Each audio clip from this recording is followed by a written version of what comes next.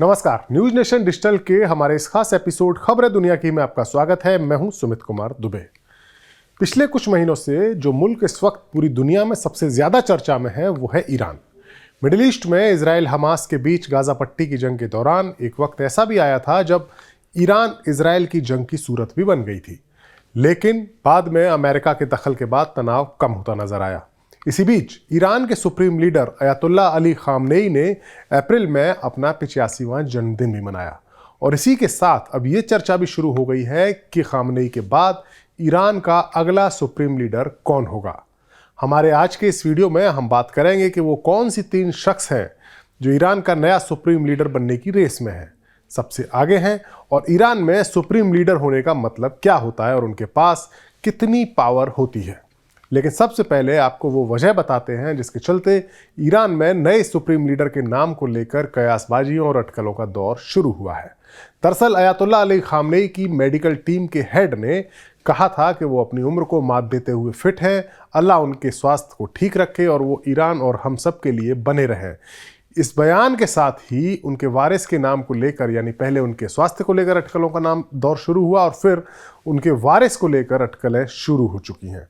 इन्हीं अटकलों के बीच स्टिम्सन की एक रिपोर्ट आई है और उसके मुताबिक सर्वेक्षण किया गया है जिसमें बताया गया है कि इस बात पर लोगों को काफ़ी ज़्यादा विश्वास है ईरान में कि अली खामनेई के दूसरे बेटे मुश्तबा उनके वारिस हो सकते हैं।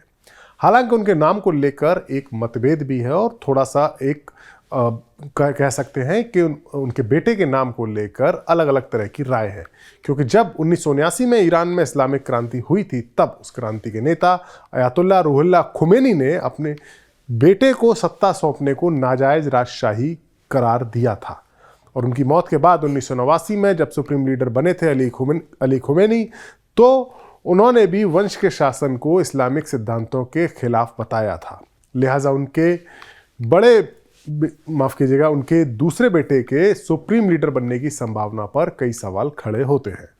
नया सुप्रीम लीडर बनने की रेस में एक और नाम है और वो है ईरान के मौजूदा राष्ट्रपति इब्राहिम रईसी का।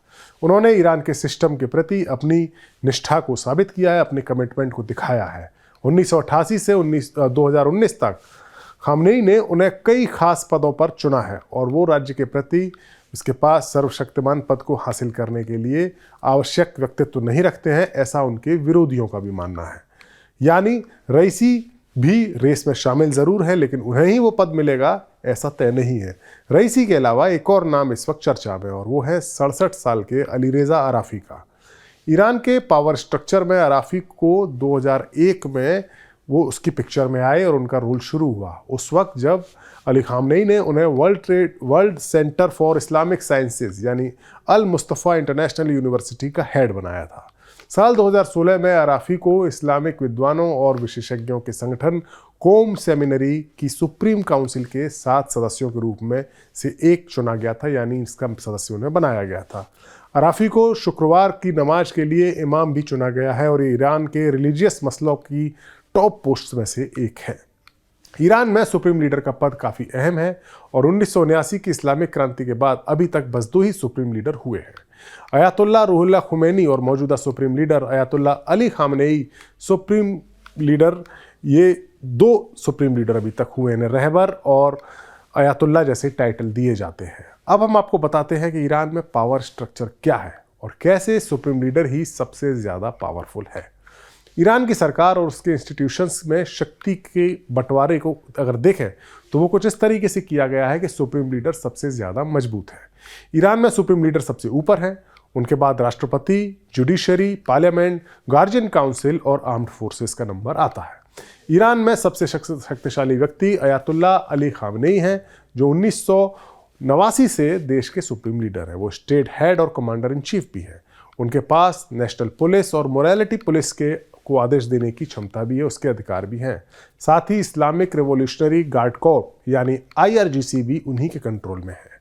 सुप्रीम लीडर जुडिशरी के हेड को भी सेलेक्ट करते हैं, उनको वही चुनते हैं। सुप्रीम लीडर के बाद प्रेसिडेंट ऑफ ईरान का नंबर आता है जो टॉप निर्वाचित अधिकारी है जिसका इलेक्शन होता है, और दूसरे सबसे ताकतवर शख्स फिर राष्ट्रपति होते हैं। राष्ट्रपति इब्राहिम रईसी इस समय ईरान के राष्ट्रपति हैं और वो सुप्रीम लीडर बनने की रेस में भी हैं, ऐसा हमने आपको पहले बताया है। ईरान में राष्ट्रपति सरकार के जो डे टू डे अफेयर्स होते हैं, डे टू डे का कामकाज होता है, उसके लिए जिम्मेदार होते हैं। साथ ही जो घरेलू नीति और विदेशी नीति के जो मामले होते हैं उसमें भी राष्ट्रपति का दखल रहता है, लेकिन सुरक्षा के मामलों में राष्ट्रपति की शक्तियां काफ़ी सीमित है, लिमिटेड है। राष्ट्रपति जो ईरान की होम मिनिस्ट्री है उसमें जो नेशनल पुलिस है, नेशनल पुलिस ही होम मिनिस्ट्री को चलाती है, लेकिन इस नेशनल पुलिस के कमांडर की नियुक्ति सुप्रीम लीडर करते हैं, राष्ट्रपति नहीं करते। सुप्रीम लीडर किसी भी विरोध प्रदर्शन को ताकत के साथ समाप्त करने के लिए कहे तो राष्ट्रपति को उनकी बात माननी होती है। आर्म्ड फोर्सेस के भी 3 हिस्से हैं, मिलिट्री, पुलिस और इस्लामिक रिवोल्यूशनरी गार्ड कॉर्प यानी IRGC।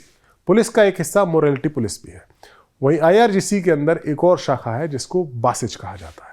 IRGC में करीब 1.5 लाख से ज़्यादा की उसकी स्ट्रेंथ है और ईरान में जो मेन मिलिट्री, राजनीतिक और आर्थिक शक्ति है वो IRGC ही है।